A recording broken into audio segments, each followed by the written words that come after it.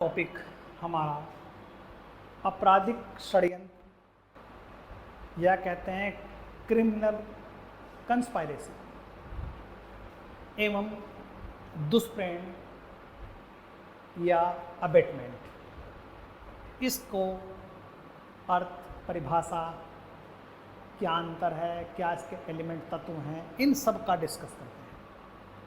अब देखिए, अगर हम बात करते हैं आपराधिक षड्यंत्र या कहते हैं क्रिमिनल कंस्पायरेसी के अंतर्गत, इसको भारतीय दंड संहिता की धारा 120 में परिभाषित किया गया है या प्रतिस्थापित किया गया है। आधुनिक समय में या आज के समय में संयुक्त रूप से अपराध करने की प्रवृत्ति बढ़ती जा रही है। अपराध करने से पहले अभियुक्त या अपराधी अन्य व्यक्तियों से सहयोग व सहायता प्राप्त करना चाहता है। यही सहयोग और सहायता समझौता करके प्राप्त की जाती है। इसे ही आपराधिक षड्यंत्र कहा जाता है। मतलब समझिए आप, जो है धारा 120 के अनुसार जब दो या दो से अधिक व्यक्ति कोई अवैध कार्य या कोई ऐसा कार्य जो अवैध नहीं है, अवैध साधनों द्वारा करने या करवाने को सहमत होते हैं, तब ऐसी सहमति आपराधिक षड्यंत्र कहलाती है।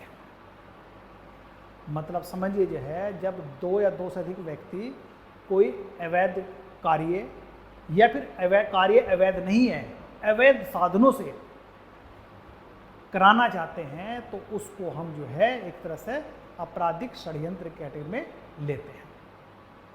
इसी में देखिए, हम जो है एक वाद है हमारा मल्की बनाम आर के वाद में न्यायालय ने आपराधिक षड्यंत्र को परिभाषित करते हुए कहा है कि षड्यंत्र का गठन दो या दो से अधिक व्यक्तियों के द्वारा किसी अवैध कार्य को करने या वैध कार्यों को अवैध साधनों के द्वारा करने के लिए किए गए समझौते को ही आपराधिक षड्यंत्र कहा है।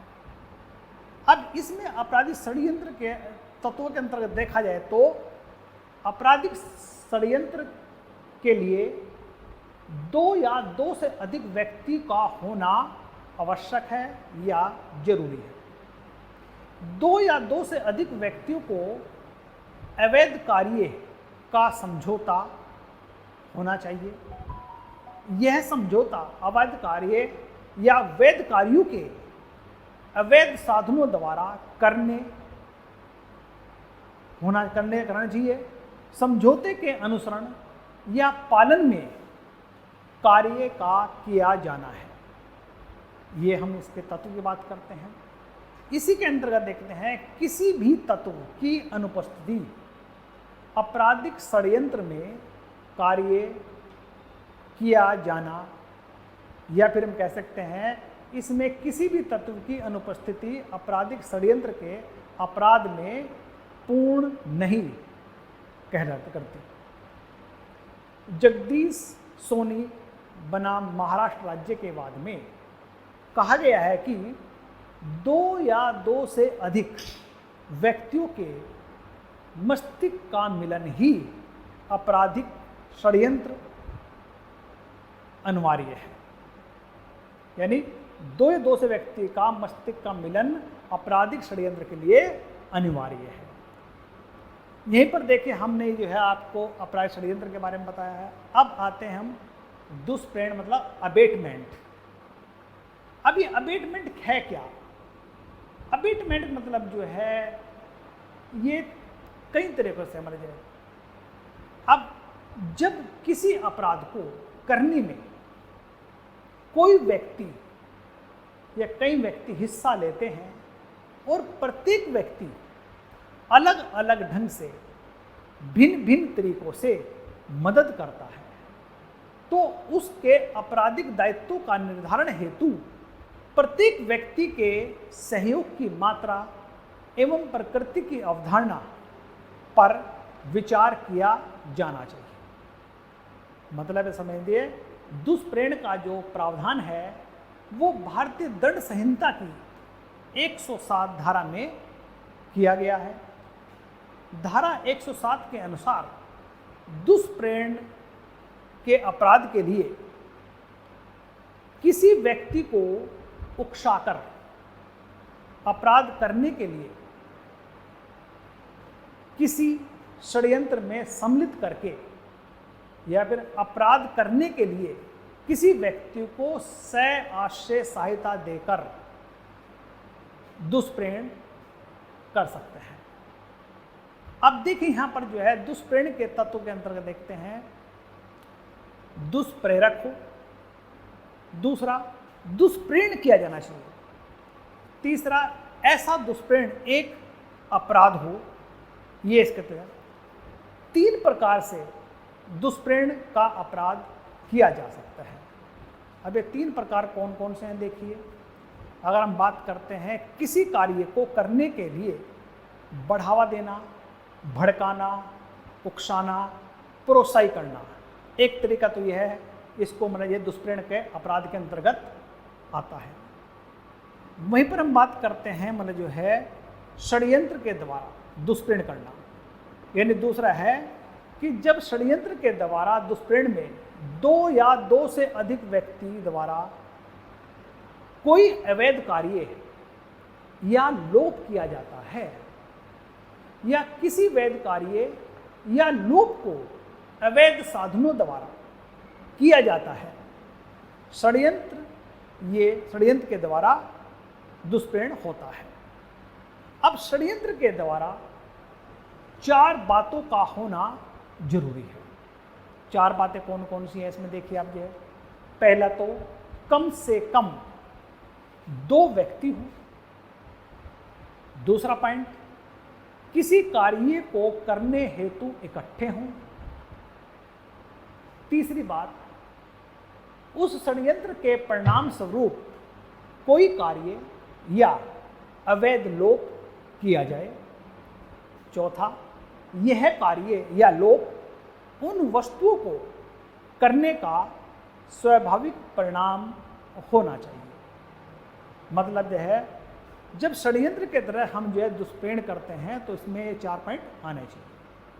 तीसरा पॉइंट है हमारा जो है सहायता द्वारा, यानी दुष्प्रेरण हम क्या करते हैं, एक तो उकसा के करते हैं, उकसा के मतलब दूसरों क्राइम करने के लिए उकसाना, दूसरा षड्यंत्र के द्वारा, तीसरा सहायता द्वारा दुष्प्रेरण करना जो है। अब सहायता द्वारा दुष्प्रेरण के अंतर्गत अवैध कार्य को आसान बनाकर किया जा सकता है। मतलब जो दुष्प्रेरण कर रहा है उसको इजली या सहायता दे देना चाहिए। अब जैसे मान लीजिए 2 व्यक्ति में कोई झगड़ा हो रहा है और आपस में रहा, तो हमने किसी एक व्यक्ति ने दूसरे ने उठा के उसको डंडा देना, उसने डंडे से क्या उसको सर फाड़ दिया। अब उसको डंडा देना जिसे कहते हैं ये एक सहायता होगी, सीधी बात, ये भी एक दुष्प्रेरण बन गया, सीधी बात देखिए है। अब देखिए हम दुष्प्रेरण की अगर बात करते हैं तो इसके अंतर्गत मान लीजिए यहाँ पर जो है 3 प्रकार का दुष्प्रेरण है, यानी कि सहायता द्वारा, जैसे कार्य करके सहायता देना, यानी कार्य करके जो है मेरे को सहायता देना। दूसरी बात है कार्य न करके अवैध लोप द्वारा जिसका वही परिणाम हो सहायता करना। तीसरी बात क्या है, कार्य किए जाने को आसान बनाकर सहायता देना। ये हमारे सहायता द्वारा दुष्प्रेरण या अबेटमेंट का दोषी होता है। अब आपराधिक षड्यंत्र या दुष्प्रेरण में अंतर क्या है, वहीं पर देखिए आपराधिक षड्यंत्र की अगर बात करते हैं हम जो है, आपराधिक षड्यंत्र एक ही प्रकार का होता है। वहीं पर हम दुष्प्रेरण की बात करते हैं तो दुष्प्रेरण 3 प्रकार के होते हैं। 3 प्रकार कौन कौन सा है दुष्प्रेरण? 3 प्रकार से कर सकते हैं। कैसे? एक तो हम सहायता द्वारा, बाय एडिंग, दूसरा क्या है, हम जो है उकसाकर, बाय इंड्यूसमेंट द्वारा। तीसरा षड्यंत्र द्वारा, बाय कंस्पायरेसी द्वारा। सेकंड पॉइंट, आपराधिक षड्यंत्र के अंतर्गत षड्यंत्र में 2 या 2 से अधिक व्यक्तियों का समझौता होना चाहिए। वहीं पर दुष्प्रेरण में समझौता नहीं होता है। वहीं पर हम बात करते हैं आगे, यह है आपराधिक षड्यंत्र अपने आप में अपराध होता है। वहीं पर हम दुष्प्रेरण की बात करें, दुष्प्रेरण केवल कुछ अपवादों को छोड़कर स्वयं अपराध नहीं होता है। आपराधिक षड्यंत्र दुष्प्रेरण का एक भाग होता है। दुष्प्रेरण में ऐसा कुछ नहीं होता है।